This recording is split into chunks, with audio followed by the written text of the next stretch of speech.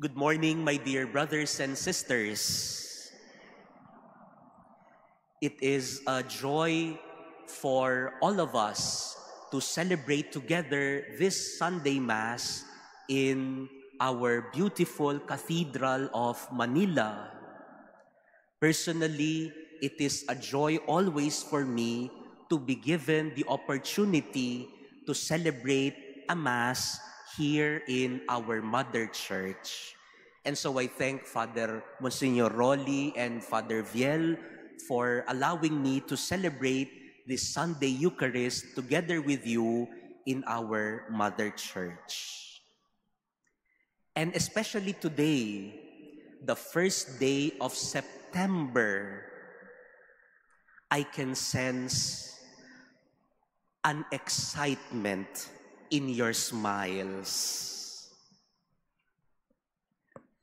Alam ko ang mga Pilipino excited pag September 1 dahil malapit na ang December. So, we can all sense an excitement within us. But I hope this excitement is not just about the bare months, but our excitement always should be in meeting the Lord, in celebrating every Sunday Mass. And this Sunday, I would like to invite you to a reflection on discipleship following our readings for this Sunday.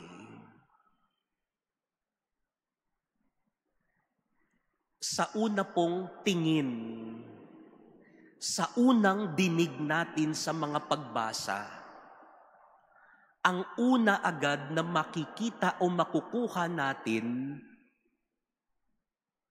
ay ang pagsunod sa utos ng Diyos. At first hearing of all the readings today, the first thing that we could perhaps get is about following the commandments of God.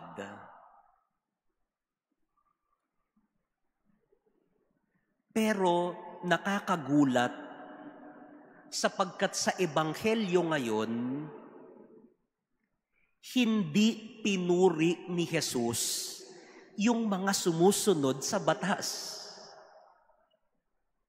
How surprising that in the gospel today, Jesus did not praise those who followed the commandments. Sino ba yung sinasabi ko? Yung mga Pariseo. Sila pa naman, pag sumunod sila sa mga utos, letra por letra. Kaya nga sabi sa Ebanghelyo, lahat huhugasan nila. Pitsil, kama, baso, plato, lahat para lang sundin ang batas. Pero nakakagulat, yung mga sumusunod sa batas, hindi sila pinuri ni Jesus. Bakit kaya? Bakit kaya hindi pinuri ni Jesus ang mga taong yan? Dahil ang hanap ni Jesus, hindi naman ang pagsunod sa batas. Ang hanap ni Jesus, ibigin natin siya. At kapag inibig mo si Jesus, hindi ka na kailangang utusan pa niya para lang sumunod sa Kanya. Kapag minahal mo si Jesus, hindi ka na kailangang utusan, automatic susunod ka sa Kanya. Jesus did not praise those who followed the commandments. Why? Because Jesus was not searching for people who followed the commandments. Jesus was searching for people who are looking to love Him. And when you love Jesus, naturally, you will follow Him even if He does not impose to you a commandment.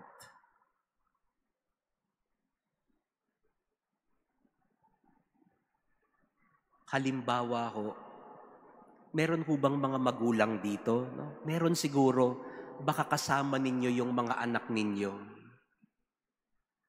Ano ang isa sa mga nagpapasaya sa puso ng isang magulang? Kapag naglinis ng bahay ang anak, kahit hindi inuutusan. Amen? O, ang lakas ng sagot ng mga magulang. Yan ang magpapasaya sa puso ng isang magulang. Kapag kahit hindi niya utusang maghugas ng pinggan ang mga anak, automatic ang mga anak maghuhugas ng pinggan. What happiness it brings. If your children do not need any commandment or force, and they automatically do the house chores. Not because they follow the commandments, but because they love you. So children, pag uwi ninyo sa bahay, huwag nyo nang hintayin, utusan pa kayo ng magulang na hawakan ang mga pinagkainan. No?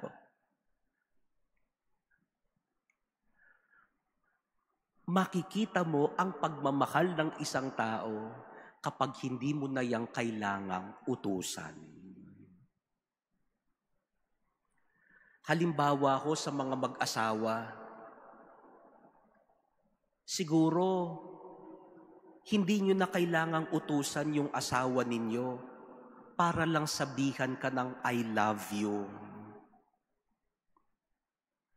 Automatic na yan minsan lumalabas. Kaya yung mga asawa dito, minsan hindi mo na kailangang sabihin, pagtimpla mo naman ako ng kape.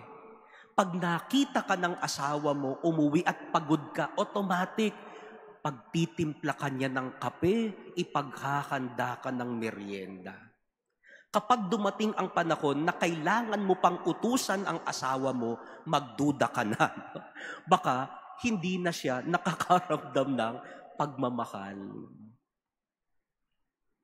Jesus is not looking for those who just follow commandments. Jesus is looking for those who are ready to love Him. And when you love Jesus, you are always ready to do everything for Him, even if He does not impose on you commandments. Pero pag walang pagmamahal, kahit sumunod yan, magdadabog pa yan. So siguro naranasan nyo na rin yan sa loob ng tahanan. Kapag minsan, inutusan mo yung anak mo, dadabog-dabog pa yan. Ibig sabihin, hindi bukal sa puso niya. Yan yung mga pariseyo, no? Susunod sa utos, pero hindi bukal sa puso. Kaya nga, sabi ni Jesus, hindi lang sapat na sumunod kayo, ibigin ninyo ako.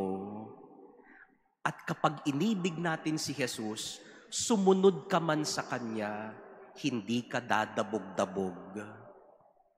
Kaya nga minsan, pag may inutos ka, at walang pagmamahal kang sinunod, ang susundin lang niya yung inutos mo o yung sinulat mo. Ito lang naman ang sinabi mo eh. Ito lang naman ang nakasulat. Ito lang ang susundin ko. Pagsunod yan ng walang pagmamahal. So my dear brothers and sisters, Jesus is looking not just those who follow the commandments. Jesus is looking for those who are ready to love Him. And when we love Him, we are ready to follow Him. This is also what we see in our first reading today from the book of Deuteronomy. According to our first reading, when people see Israel following the commandments, they will say, not that these people follow the commandments of God, but according to our first reading, how blessed are these people because they are close to God's heart.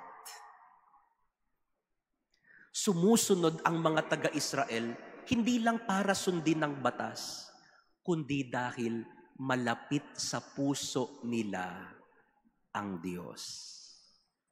Ang pagsunod ng mabuti ay laging galing sa pusong malapit at nagmamahal sa Panginoon. And in our second reading today from the letter of St. James, we are also reminded that when we follow the Lord with love, then we will follow His commandments even if it does not benefit us, even if it benefits other people.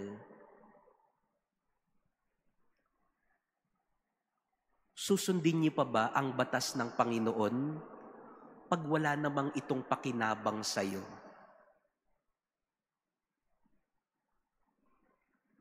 Susundin mo ba ang utos ng Panginoon kapag ang pakinabang ay hindi sa iyo, kundi sa kapwa mo tao?